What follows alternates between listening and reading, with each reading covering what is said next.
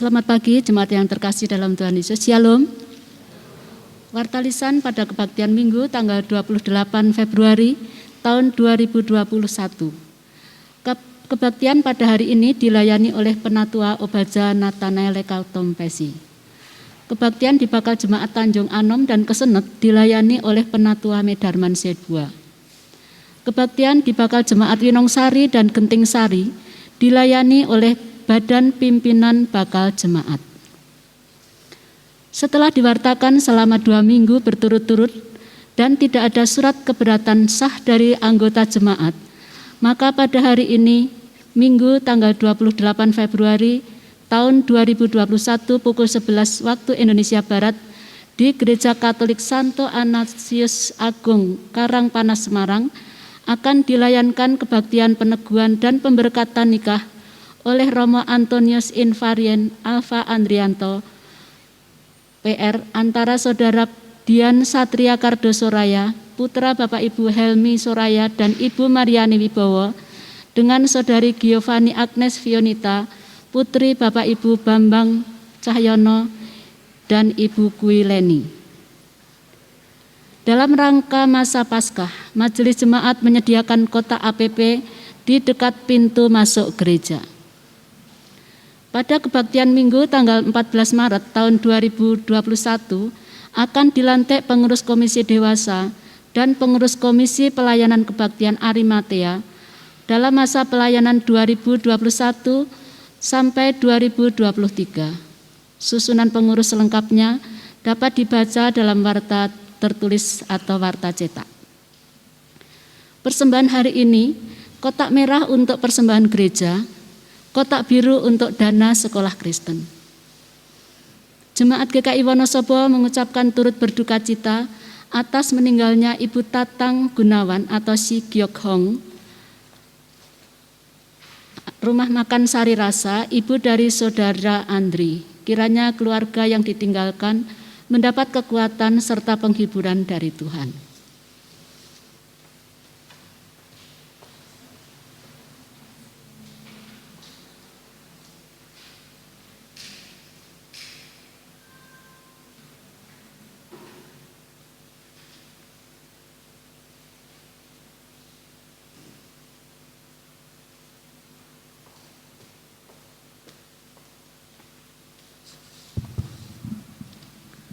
Saudara-saudara yang terkasih dalam Tuhan Yesus, hari ini kita memasuki Minggu Prapaskah ke-1.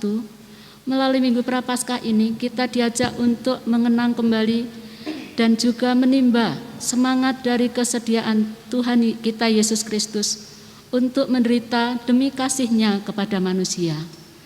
Mari kita bawa seluruh kehidupan kita ke hadapan-Nya, supaya di dalam terang-Nya kita selalu menyadari apa yang telah dan akan kita lakukan. Kami mengundang saudara sekalian untuk bangkit berdiri dan kita memuliakan Tuhan Yesus dengan menyanyikan pujian dari PKJ 58 bait yang pertama.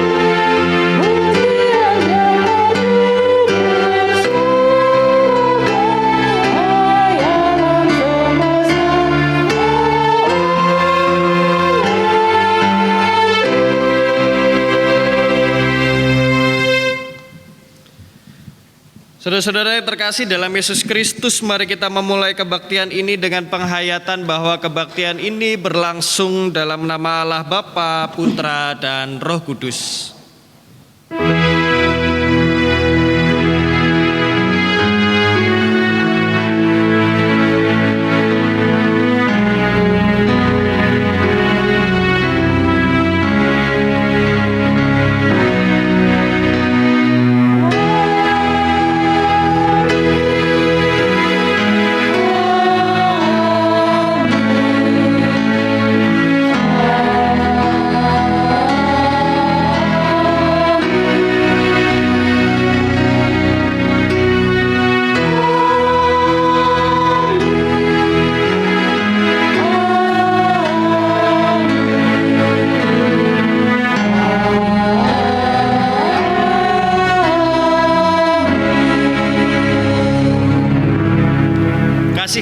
dan damai sejahtera dari Allah Bapa kita dan dari Tuhan kita Yesus Kristus menyertai saudara sekalian.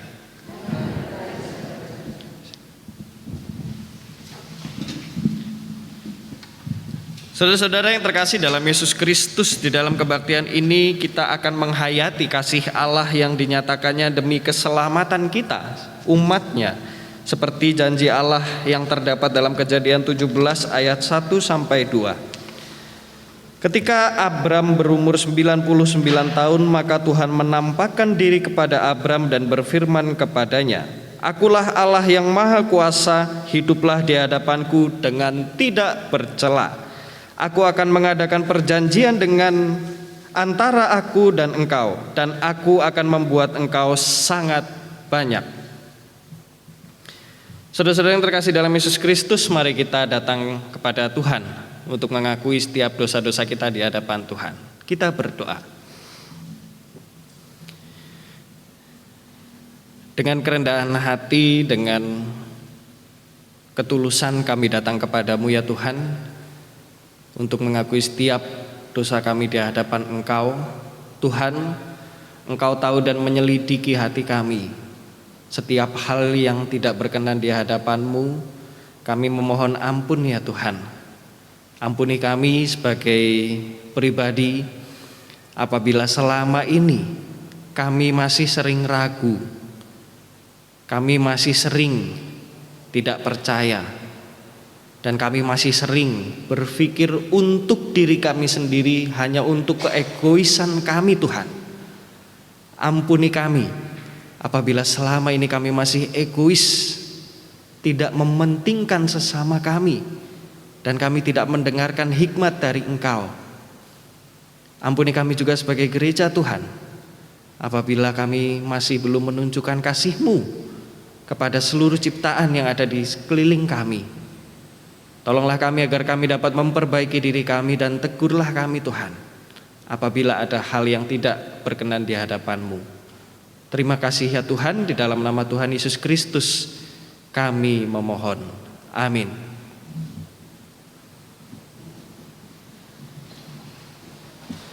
Saudara-saudara yang terkasih dalam Yesus Kristus, bagi setiap kita yang dengan rendah hati dan dengan tulus mengakui dosa dan kesalahan kita di hadapan Tuhan, kini mari kita mendengarkan berita anugerah yang diambil dari Roma 4 ayat 24-25.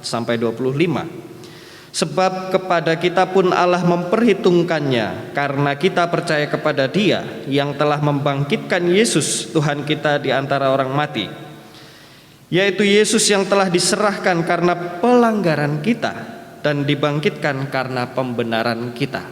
Demikianlah berita anugerah dari Tuhan.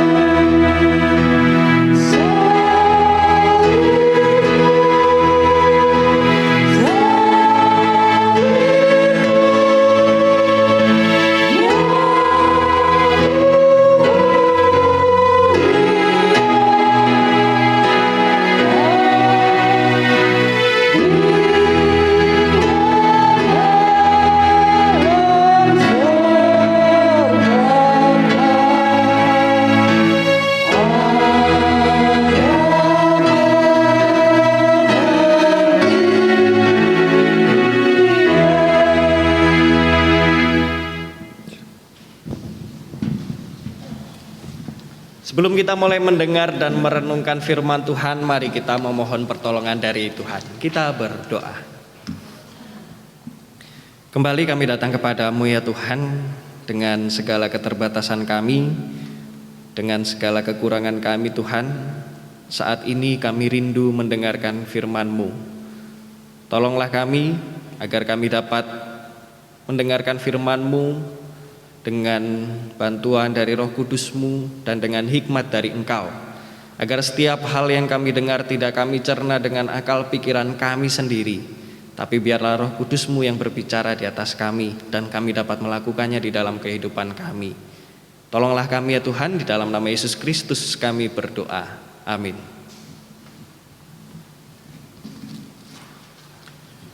Injil Tuhan Yesus Kristus menurut Markus pasal 8 dimulai dari ayat 31.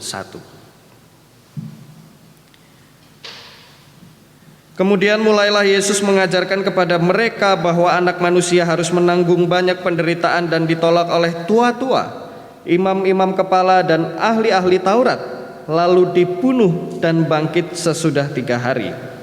Hal ini dikatakannya dengan terus terang, tetapi Petrus menarik Yesus ke samping dan menegur dia. Maka berpalinglah Yesus dan sambil memandang murid-muridnya ia memarahi Petrus, katanya, "Enyahlah iblis, sebab engkau bukan memikirkan apa yang dipikirkan Allah, melainkan apa yang dipikirkan manusia." Lalu Yesus memanggil banyak orang dan murid-muridnya dan berkata kepada mereka, "Setiap orang yang mau mengikut aku, ia harus menyangkal dirinya, memikul salibnya dan mengikut aku. Karena siapa yang mau menyelamatkan nyawanya, ia akan kehilangan nyawanya, tetapi barang siapa kehilangan nyawanya karena aku dan karena Injil, ia akan menyelamatkannya. Apa gunanya seseorang memperoleh seluruh dunia, tapi ia kehilangan nyawanya? Karena apakah yang dapat diberikannya sebagai ganti nyawanya? Sebab barang siapa malu karena aku dan karena perkataanku di tengah-tengah angkatan yang tidak setia dan berdosa ini, Anak Manusia pun akan malu karena orang itu apabila ia datang kelak dalam kemuliaan Bapanya diiringi malaikat-malaikat kudus." Demikianlah Injil Tuhan kita Yesus Kristus. Kita yang berbahagia ialah kita yang tidak hanya mendengarkan saja, tapi juga menghidupinya. Hosiana.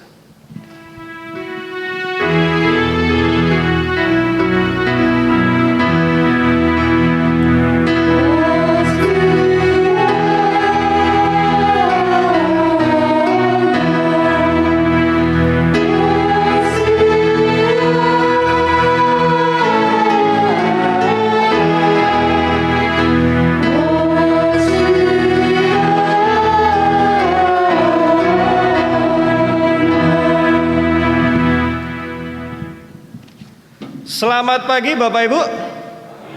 Wah, ada yang udah hafal tuh jawabannya. Seperti biasa, saya akan kembali menyapa Bapak Ibu dan jawabnya harus lebih semangat lagi. Jawabannya apa Bapak Ibu? Pagi, semangat. Siap ya Bapak Ibu? Sekali lagi ya, saya sapa Bapak Ibu. Selamat pagi Bapak Ibu. Pagi, luar biasa. Bapak Ibu yang terkasih dalam Yesus Kristus, ada yang tahu hari ini kita memasuki Minggu Prapaskah yang keberapa? Minggu Prapaskah yang kedua. Dan tema kita hari ini adalah harga mengikut Yesus. Kita akan sama-sama belajar apa saja yang harus kita alami atau harus kita hadapi ketika kita mengikut Yesus atau menyatakan diri kita sebagai umat Tuhan. Bapak Ibu yang terkasih dalam Yesus Kristus, saya mau bertanya sama Bapak Ibu. Adakah Bapak Ibu yang pernah ditolak? Ada enggak yang pernah ditolak?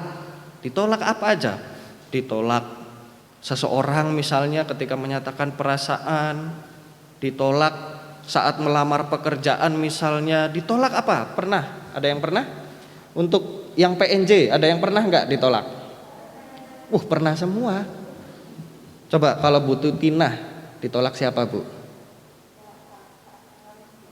Oh, ditolak waktu nawarin jualan. Kalau Yang belakangnya siapa nih, Mbak Sita? Nah, coba Mbak Sita, yang Mbak Ibu Galuh. Nah, Bu Galuh pernah ditolak nggak? Sama siapa, Bu? Hah? Oh, tapi pernah ya? Pernah? Nah, yang di sebelah sini pernah ditolak? Pernah? Bu Nani ditolak siapa? Oh, waktu Bu Nani menawarkan ke calon orang tua untuk anak-anaknya bersekolah di TK Kristen ditolak. Besok jangan ditolak ya Bapak Ibu ya, kasihan Bu Naninya tuh sampai kurus gitu. Nah, Bapak Ibu yang terkasih dalam Yesus Kristus, apa perasaannya ketika kita mendapat penolakan? Rasanya gimana? Sakit misalnya. Oh, sakit ya Bu Galuh ya, sakit ya rasanya ya. Nah, ada lagi? Rasanya gimana Bapak Ibu ketika kita mendapat penolakan? Gimana? Pak Ori rasanya ditolak gimana Pak Ori? Malu. Wah. Siap, apa lagi Bapak Ibu? Rasanya ditolak itu seperti apa? Gak enak ya pasti ya. Ada rasa sakit hatinya, ada rasa malunya, ada rasa sedihnya. Banyak. Kenapa kita ditolak misalnya? Pasti kan ada sebabnya. Tapi sebelum itu pastikan kita melakukan sesuatu, menawarkan sesuatu atau memberikan sesuatu. Kalau kita menawarkan sesuatu kan pasti akan ada dua potensi, diterima atau ditolak. Kalau diterima ya puji Tuhan, tapi kalau ditolak rasanya tuh aduh gimana gitu kalau rasanya ditolak. Nah, itulah salah satu hal yang harus kita rasakan atau kita alami ketika kita memutuskan menjadi pengikut Tuhan. Kita melihat melalui peristiwa, perbincangan atau diskusi antara Yesus dengan orang-orang yang mengikuti dia, termasuk dengan para murid. Nah, pada waktu itu Yesus sedang mempersiapkan para murid. Mempersiapkan untuk apa? Mempersiapkan para murid untuk hal yang akan terjadi di depan nanti. Makanya Yesus ngomong dulu apa saja yang akan dialami para murid pada waktu itu. Pertama, penderitaan. Di sini kita semua pernah menderita, betul nggak Bapak Ibu? Penderitaan. Apalagi yang akan dialami? Ditolak. Ditolak sama siapa? Justru sama orang-orang yang kadang-kadang bisa meyakinkan orang lain dengan mulut yang manis, dengan kata-kata yang manis, dengan beribu janji, dengan begitu kata-kata. Ahli Taurat misalnya, dengan orang-orang yang selalu mengatakan atas nama Tuhan. Wah, justru para murid ditolak oleh mereka. Lalu apalagi? Bahkan para murid memiliki ancaman untuk dibunuh. Kalau di Indonesia meskipun dengan situasi seperti ini, tapi kita nggak se-ekstrim itu ya Bapak Ibu. Tapi di negara-negara lain ada loh. Ketika orang memutuskan memeluk satu agama tertentu, dia memiliki potensi untuk kehidupannya terancam. Nah, ketika kita berada di posisi seperti itu, apa yang kita rasakan? Misalnya, ketika kita mendengar langsung apa yang kita rasakan? Nah, di sini kita melihat reaksi para murid melalui siapa? Melalui Petrus. Apa saja reaksi yang ditunjukkan oleh para murid? Yang pertama, masih memiliki idealisme Mesias. Apa itu? Para murid ini masih beranggapan atau mereka masih memiliki bayangan bahwa Mesias ini adalah seorang raja yang penuh dengan kemewahan, yang penuh dengan kemegahan, yang datang untuk mereka dan bisa mengeluarkan mereka dari situasi yang menghimpit mereka pada saat itu. Nah, mereka masih punya bayangan seperti itu. Bayangan mereka apa? Kalau ikut Tuhan, kalau ada Mesias datang, hidupnya tuh pasti enak. Hidupnya tuh pasti bisa senang-senang. Kalau hidup mengikut Mesias misalnya, kalau Mesias ini datang, hidup kita aman, gak akan ada ancaman. Mereka masih memiliki bayangan seperti itu. Lalu apa lagi? Mereka tidak siap menerima kenyataan. Melalui reaksi Petrus yang diungkapkannya kepada Yesus, kita melihat sebenarnya para murid ini nggak siap ketika mereka harus menghadapi penolakan, penderitaan, bahkan ketika mereka terancam untuk dibunuh, mereka nggak siap. Mereka nggak siap menerima situasi yang ada di depan. Makanya ada penolakan, ada denial. Seperti kita kadang juga kayak gitu ya Bapak Ibu. Kalau kita nggak siap menerima situasi, pasti akan ada penolakan-penolakan yang kita keluarkan. Lalu apa lagi? Rasa takut menderita. Mereka nggak mau menderita, belum siap. Bayangan mereka ketika menderita nanti, mereka akan lebih susah hidupnya. Mereka nggak siap buat menghadapi penderitaan. Kadang kita juga seperti itu. Ketika kita diperhadapkan dengan sesuatu, mungkin kita nggak siap. Ketika kita diperhadapkan dengan pandemi, siapa yang siap? Dengan waktu singkat tiba-tiba semuanya di-cut, semuanya berubah. Kadang kita juga nggak siap, kadang kita juga takut. Aduh, gimana ya kalau pandemi 1 tahun lagi? Kadang kita juga tidak siap menerima hal itu. Ingat ya Bapak Ibu, sebentar lagi Corona mau ulang tahun. Tapi kita pura-pura nggak tahu aja ya. Jangan dirayain ya. Apalagi diselamatin, apalagi dinyanyiin panjang umurnya. Wah, bahaya itu kalau coronanya dinyanyiin itu. Nah, lalu kita lihat lagi, apa pernyataan yang diungkapkan oleh Yesus? Balasannya apa? Yesus mengatakan kamu harus siap menyangkal diri dan memikul salib. Menyangkal diri itu artinya apa? Menghilangkan keakuan. Yang tadinya kita berpikir semua harus nurut sama kita, semua harus ikut apa yang kita mau. Kalau yang kita mau tidak dituruti, kita akan melakukan berbagai cara supaya kita bisa dituruti. Wah, hasilnya apa? Ego. Karena keegoisan kita. Banyak orang yang gak siap untuk mengalahkan atau meredam ego. Harus dituruti tanpa memikirkan pertimbangan yang lain. Banyak yang gak siap seperti itu. Tapi di sini Tuhan bilang, ayo sangkal diri, pikul salib. Siapa yang mau pikul salib pada waktu itu? Karena salib adalah lambang hukuman sebenarnya pada waktu itu. Tapi Yesus bilang kita harus siap memikul salib kita. Kita harus siap menanggung beban. Ketika kita mengikut Tuhan, kita harus siap menanggung segala resikonya. Kita harus siap hidup dengan tidak mementingkan diri sendiri, dengan mengalahkan semua kemauan-kemauan kita. Egoisan kita itu harus disingkirkan. Nah, di sini kita melihat ada kata nyawa. Tapi kata nyawa ini memiliki 2 arti yang berbeda. Yang sebenarnya kalau kita lihat saling bertolak belakang ya Bapak Ibu. Kita coba bisa lihat di ayat 35. Di sini dikatakan siapa yang mau menyelamatkan nyawanya. Tapi di ayat 36 juga ditulis, apa gunanya kita memperoleh dunia kalau kita kehilangan nyawa. Nah, ternyata ada kata nyawa dengan artian yang berbeda. Ada 2 arti yang berbeda. Yang pertama, yang dimaksud Yesus adalah hasrat pribadi. Siapa yang mau, siapa yang lebih mementingkan hasrat pribadinya, justru dia akan kehilangan semuanya itu. Ketika kita tidak mau mengikut Tuhan, lebih kepada hasrat, lebih kepada mementingkan kehidupan pribadi. Lalu nyawa yang kedua, kata nyawa yang kedua, apa maksudnya? Kehidupan.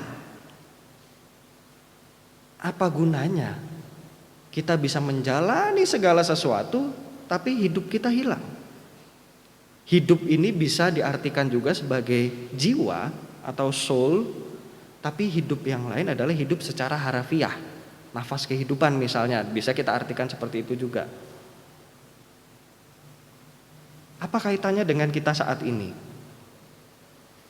Pertama, kalau saat ini di masa pandemi kita mementingkan diri sendiri, kita tidak peduli sama orang lain, ujung-ujungnya apa? Nggak akan ada yang peduli juga sama kita. Terus apa lagi? Di masa pandemi ini banyak orang yang tidak siap. Coba kita lihat misalnya di luar-luar, di lingkungan kita, banyak orang yang nggak siap. Dan akhirnya apa? Pengen memperoleh segala sesuatu seperti sedia kala. Tapi apa gunanya? Kita bisa menjalani semuanya, tapi tahu-tahu suatu saat kita harus sakit misalnya. Cari penyakit kan namanya. Nah, apalagi yang bisa kita pelajari dari peristiwa ini? Kita bisa melihat apa yang dikatakan Yesus ketika Yesus mengatakan, malu karena perkataanku. Malu karena perkataanku. Karena apa? Karena para murid pada waktu itu lebih memilih mengikuti arus yang ada. Mengikuti arus itu seperti apa? Mengikuti arus pemahaman orang-orang tentang Mesias misalnya. Terus apa lagi? Tidak mau menderita.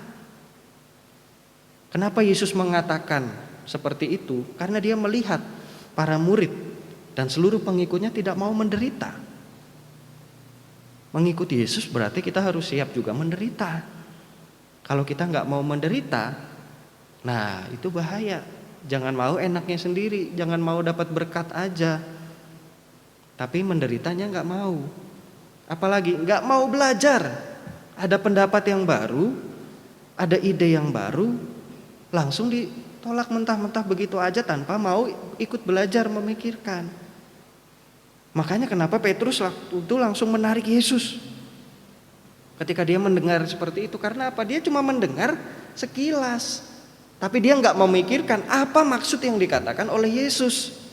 Kadang kita juga seperti itu ya, tanpa memikirkan panjang, tanpa memikirkan ke depan, kita lebih berpikir pendek. Karena apa? Karena kita nggak mau belajar. Karena kita beranggapan bahwa diri kita udah pinter, udah paling tahu. Makanya kadang kita tidak berkembang karena hal itu, karena nggak mau belajar. Nah, di sini ada sebuah gambar ilustrasi sebenarnya. Ketika ada seseorang mempertanyakan kenapa sih Tuhan kita harus memikul salib, kayaknya aneh aja, beda aja dari orang-orang. Ketika orang lain dijanjikan sesuatu yang mewah, yang melimpah ketika mengikut Tuhannya, tapi kok justru kita harus menderita, harus pikul salib. Terus yang di bawahnya itu ada lagi gambar, harusnya salib ini lebih gampang Tuhan kalau misalnya di bawahnya dikasih roda. Nah, kadang kita melakukan tawar-menawar dengan Tuhan karena ketidaksiapan kita. Karena kita merasa berbeda dari orang lain. Kadang kita tidak siap dengan hal itu. Kadang kita selalu membandingkan. Tempat agama ini kok seperti ini. Wah, di sana boleh, di sini kok nggak boleh. Kadang kita selalu membandingkan. Atau kadang-kadang kita melakukan tawar-menawar. Gini aja lah lebih gampang. Kadang kita melakukan tawar-menawar dalam banyak hal. Nah, dari sini kita bisa melihat apa yang ingin Tuhan Yesus ajarkan kepada kita. Yesus tidak mementingkan dirinya sendiri. Bayangkan kalau Yesus mementingkan dirinya sendiri, dia hanya mau menyelamatkan dirinya, matilah kita semua. Tapi Yesus mengorbankan dirinya untuk menyelamatkan kita. Begitu juga dengan makna pengorbanan yang harus dialami para murid. Para murid harus berkorban supaya apa? Supaya lebih banyak lagi nyawa yang bisa diselamatkan. Lebih banyak lagi jiwa yang bisa diselamatkan. Di sini kita melihat juga bahwa Yesus mengatakan bukan tentang aku, tapi kita. Coba, bisa nggak kita mengikuti hal itu? Kita pikirkan tentang kita, bukan tentang aku dan apa yang aku mau. Pikirkan coba, bisa nggak kita melakukan hal itu? Apalagi yang ingin Tuhan Yesus sampaikan? Yesus berkorban untuk menyelamatkan. Hampir 1 tahun yang lalu kita juga berkorban. Berkorban seperti apa Bapak Ibu?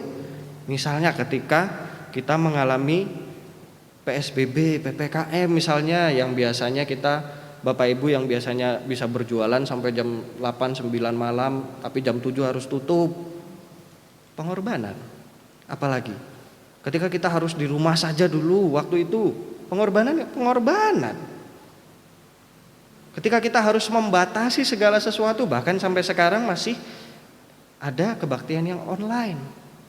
Pengorbanan enggak? Pengorbanan juga. Tapi gunanya untuk apa? Untuk menyelamatkan lebih banyak orang, supaya kehidupan bisa terjaga. Makanya pada awal-awal pandemi, narasi yang selalu diangkat adalah, buat apa kita berlomba-lomba hadir, berlomba-lomba mengumpulkan orang, tapi kalau ujung-ujungnya mati. Berarti pikirannya apa? Cuma surga aja. Padahal Tuhan mengajarkan kita untuk hidup di dunia ini caranya gimana? Buat apa kita hidup? Tahu-tahu untuk mati. Nah, inilah yang Tuhan ajarkan. Jadi Bapak Ibu yang terkasih dalam Yesus Kristus, mengikuti Yesus itu berarti kita harus mau menyangkal diri kita. Terutama di dalam masa pandemi ini kita mendapat banyak pelajaran sebenarnya. Menyangkal diri itu artinya apa? Misalnya ketika kita harus menyingkirkan pikiran untuk melakukan hobi atau rutinitas, kita memutuskan untuk tidak melakukannya, itu kan juga menyangkal diri. Tuhan Yesus juga mengajarkan kita untuk kita memikul salib. Kita mau menanggung penderitaan kita, menanggung beban kita. Seperti sekarang, mau gak kita menanggung beban di tengah pandemi ini? Mau enggak? Lalu kita harus mengikut Dia. Di situasi apapun, tetaplah kita mengikut Tuhan. Bahkan ketika nyawa kita pun harus terancam, misalnya ketika ada orang-orang Kristen di daerah-daerah konflik misalnya, yang nyawanya harus terancam, dia tetap mengikut Tuhan enggak? Tetap mengikut Tuhan. Dengan cara seperti apa? Bagaimana caranya supaya dia mengikut Tuhan tapi kehidupannya juga bisa terjaga. Begitu juga dengan kita saat ini. Di tengah pandemi bisa enggak kita mengikut Tuhan? Makanya kenapa ada alternatif. Kebaktian online, persekutuan online. Gunanya supaya apa? Supaya kita bisa mengikuti Yesus di tengah berbagai situasi. Kita enggak tahu nanti ke depan yang terjadi apa. Dan saat ini kita dipersiapkan untuk bisa menghadapi situasi-situasi yang ada di depan. Tapi kalau kita cuma mikirnya untuk saat ini aja, untuk sekarang aja, mungkin gak kita siap menerima situasi di depan? Enggak. Padahal Tuhan sendiri mempersiapkan, tapi kitanya yang gak mau disiapkan. Banyak pelajaran yang bisa kita ambil. Dulu, Bapak Ibu tahun 2012 masih ingat ada film judulnya 2012? Gara-gara film itu orang-orang di berbagai belahan dunia rela untuk datang ke gereja. Seketika gereja ramai pada waktu itu. Karena apa? Orang takut bentar lagi mau kiamat. Mereka takut gak bisa masuk surga gara-gara film itu. Padahal ada apa? Gak ada apa-apa. Intinya apa? Orang gak memikirkan kehidupan yang di sini, tapi cuma yang di atas saja. Apa bedanya kita sama jihad yang mengikut tanpa akal? Nah, di sini Yesus mengajarkan kita harga mengikut Tuhan itu apa? Seperti inilah, menyangkal diri, pikul salib, dan ikutilah Tuhan. Nah, Bapak Ibu yang terkasih dalam Yesus Kristus, seperti biasa, coba Bapak Ibu pikirkan, coba Bapak Ibu bayangkan.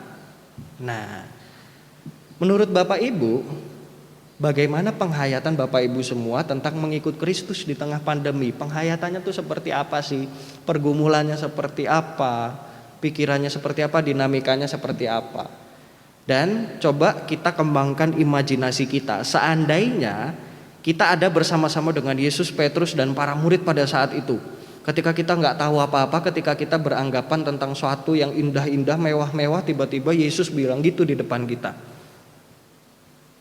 Apa yang bisa kita lakukan?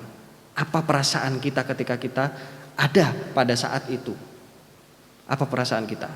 Kiranya Tuhan menolong kita untuk bisa menghayati pertolongan Tuhan di dalam kesesakan, Dan kiranya Tuhan juga mengingatkan kita tentang hal-hal yang harus kita tanggung ketika kita mengikut Tuhan. Tapi ingatlah bahwa Tuhan tidak pernah meninggalkan kita. Bahkan ketika kita ditolak, ketika kita kecewa, ketika kita sedih. Tuhan memberkati kita semua. Amin.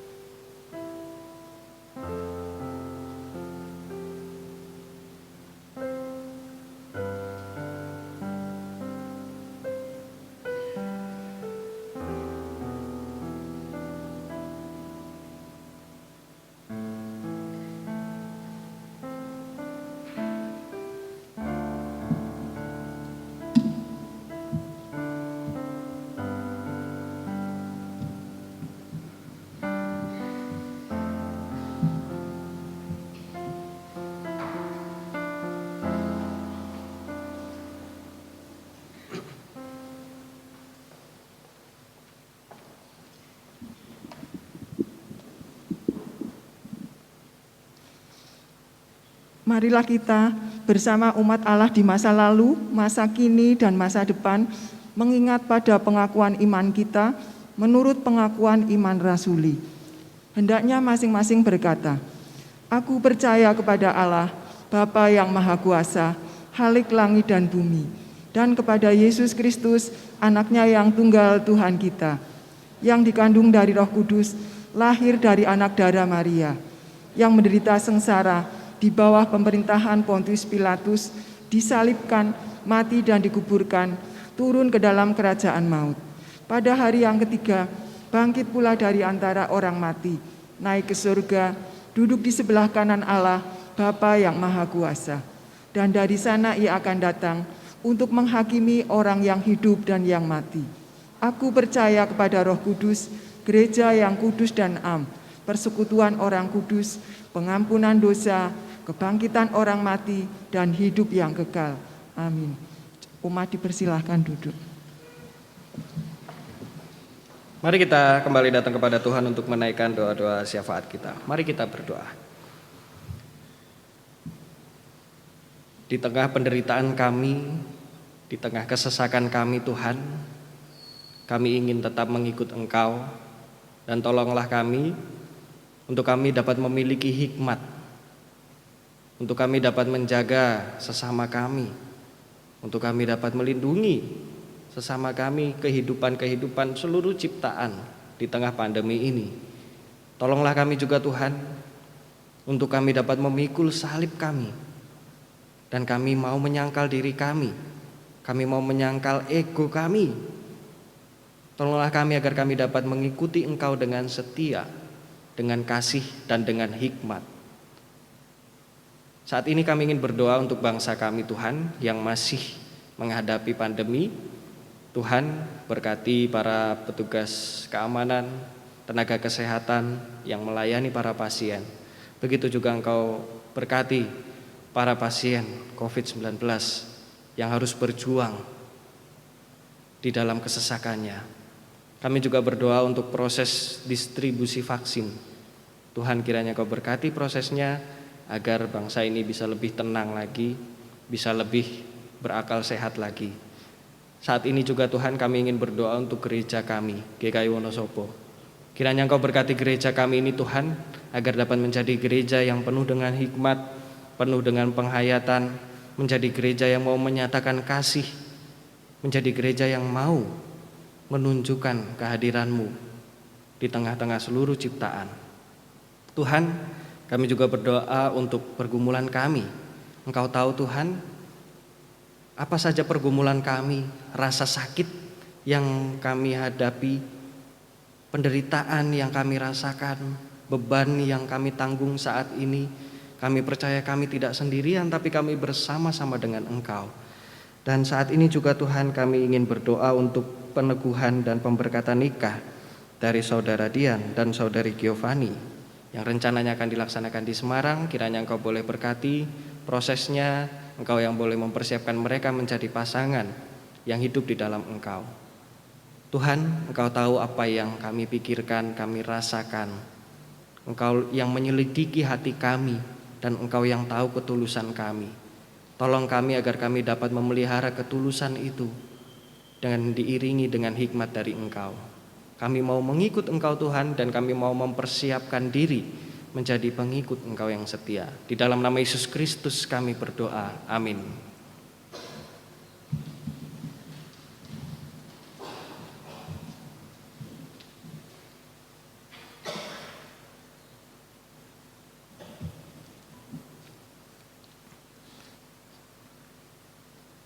Saudara-saudara yang dikasihi Tuhan Yesus Kristus, mari kita menaikkan doa syukur kita atas persembahan yang telah terkumpul melalui kotak persembahan di pintu masuk. Sebelumnya mari kita simak firman Tuhan yang terambil dari Mazmur 22 ayat 24 yang demikian. Kamu yang takut akan Tuhan, pujilah Dia. Hai segenap anak cucu Yakub, muliakanlah Dia dan gentarlah terhadap Dia, hai segenap anak cucu Israel.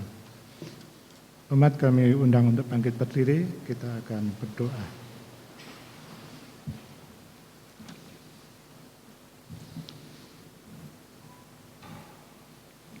Puji syukur kami panjatkan kepada Engkau Bapa yang di surga. Kami telah memuji dan memuliakan nama Engkau dan mendengarkan sebagian dari firman-Mu. Kiranya Engkau memimpin kami untuk kami lakukan di dalam kehidupan kami hari lepas hari. Terima kasih Tuhan untuk berkat-berkat yang Engkau berikan kepada kami, dan sebagian berkat telah kami persembahkan kepada Engkau Bapa. Kiranya Engkau suci menyucikan, mengkuduskan persembahan ini. Berilah hikmat kepada majelis untuk mengelolanya, sehingga kemuliaan Engkau boleh terjadi. Kami juga berdoa Bapa untuk persembahan dana sekolah Kristen.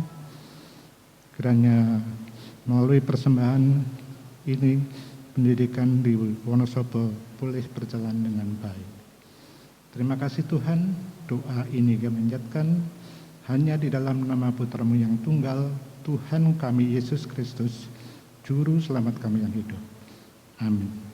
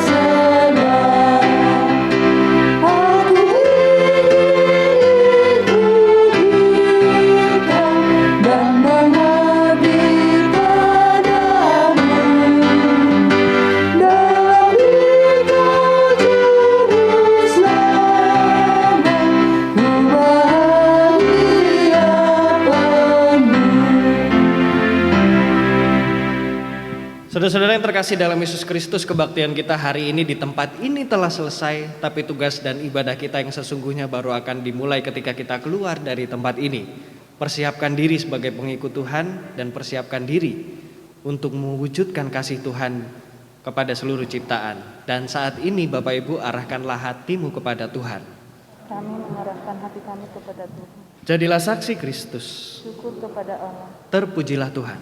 kini dan selamanya. Mari kita menerima berkat dari Tuhan. Kiranya Allah Bapa di sorga yang kasih setianya abadi menjadi tumpuan harapan kita. Kiranya Yesus Kristus yang pengorbanannya menyelamatkan kehidupan menjadi sumber hidup kita. Dan kiranya Roh Kudus yang membarui segala sesuatu menjadi dasar perubahan hidup kita kini dan selamanya. Amin.